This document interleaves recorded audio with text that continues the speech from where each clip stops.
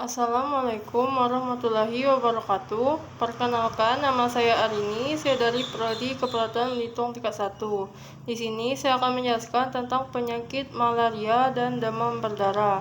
Jadi, penyakit malaria adalah suatu penyakit yang disebabkan oleh parasit Plasmodium yang ditularkan melalui gigitan nyamuk Anopheles betina yang efektif. Nyamuk yang hanya menggigit di malam hari ini dapat menggigit penderita menderita malaria dan menjadi efektif 7-14 hari setelah parasit di dalamnya selesai berkembang biak. Mereka yang tergigit pun akan mulai menunjukkan gejala kurang lebih dalam waktu 7 dengan 14 hari. Gejala-gejala tersebut adalah menggigil yang diikuti dengan demam tinggi serta berkeringat, banyak nyeri kepala, mual dan muntah, pegal-pegal dan nyeri otot bahkan diare pada anak. Penyakit ini terutama berisiko pada balita dan ibu hamil, di mana pada balita dapat mengakibatkan penurunan daya tahan tubuh dan terhambatnya pertumbuhan otak terutama dalam masa kandungan sampai dengan usia balita, dan pada ibu hamil dapat menyebabkan lahirnya bayi berat badan lahir rendah atau bibir atau sampai meninggalnya ibu ataupun bayi yang dikandung. Lalu bagaimana cara kita mencegahnya?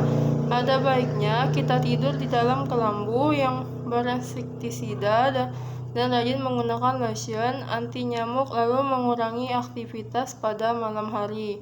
Tidur menggunakan baju dan celana.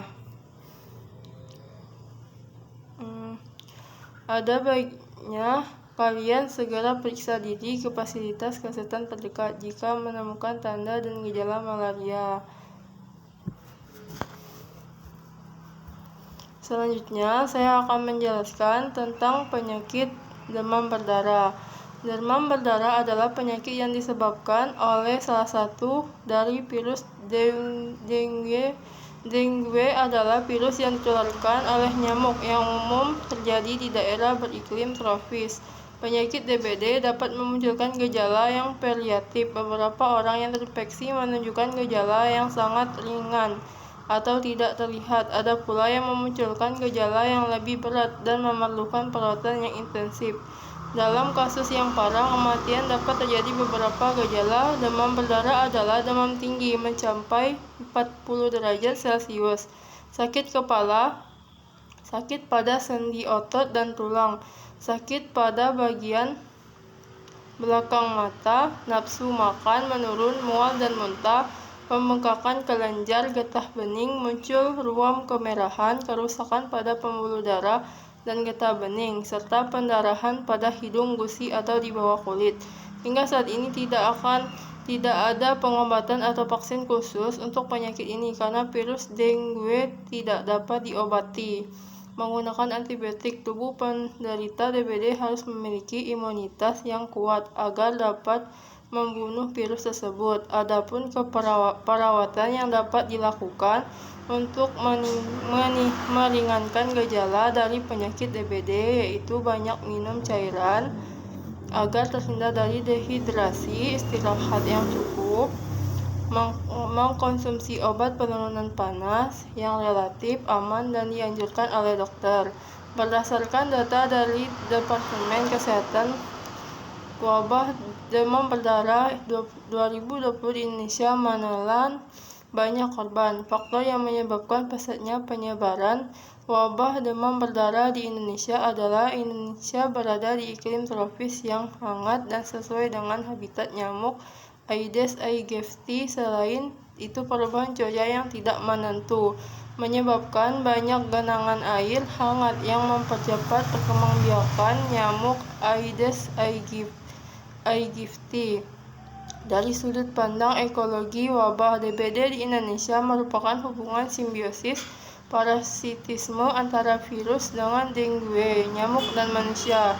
Virus diuntungkan karena dapat memperbanyak diri di dalam tubuh manusia, sedangkan nyamuk diuntungkan karena mendapat energi dari darah manusia sebagai nutrisi untuk bertelur. Di lain sisi, manusia dirugikan karena terkena penyakit DBD. Nyamuk betina Aedes aegypti menghisap darah manusia, biasanya pada pagi hari dan sore hari. Setelah mendapat nutrisi dan darah manusia, nyamuk Aedes aegypti berkembang biak dengan bertelur pada genangan air bersih, kemudian telur tersebut menetes dan berkembang menjadi larva. Selanjutnya, larva akan memasuki tahap pupa dan kemudian berkembang menjadi nyamuk dewasa. Untuk menanggulangi wabah DBD di Indonesia, kita harus memutuskan rantai perkembangbiakan vektor penyebab DBD. Usaha yang dapat dilakukan adalah membersihkan lingkungan sekitar, membuang limbah padat dengan benar dan menghilangkan genangan air, menutup dan menggosongkan dan membersihkan wadah penyimpanan air, menyemprotkan insektisida, kemudian mendidik masyarakat tentang risiko penyakit yang ditularkan oleh nyamuk, dan berpartisipasi bersama masyarakat sekitar untuk mengendalikan penyebaran vektor. Itulah yang sudah saya sampaikan. Sekian, terima kasih. Assalamualaikum warahmatullahi wabarakatuh.